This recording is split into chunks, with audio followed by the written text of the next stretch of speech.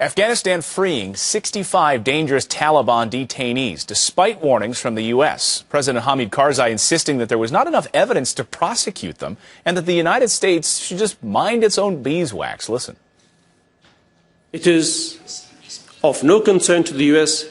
and should be of no concern to the U.S. And I hope that the United States will stop harassing Afghanistan's procedures and judicial authority. Wow. Joining us now is the CEO of Concerned Veterans for America, Captain Pete Hegseth. Pete, nice to see you this morning. Thanks. Should be of no concern to the United States. Let's unpack that first.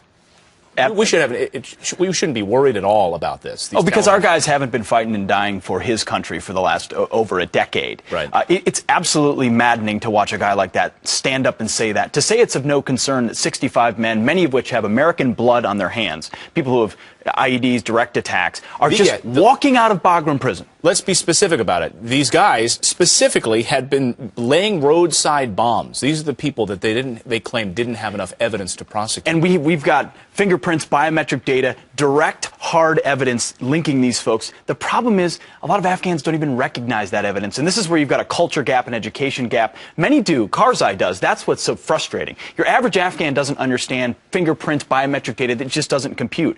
Karzai does. He's releasing these people because he's making a deal with the Taliban, and that's what should be anger most of us. Behind our back. Behind our back. The report that came out a week ago where we didn't even know that these private meetings were happening. That's right. So he has decided his future is more tied to how the Taliban views him than how we view him. So he will stand at a podium and say, it's of no concern, wag his finger at the United States, because he's a short timer too. He's got 2 months left before the election. We've got a year before we're out of there.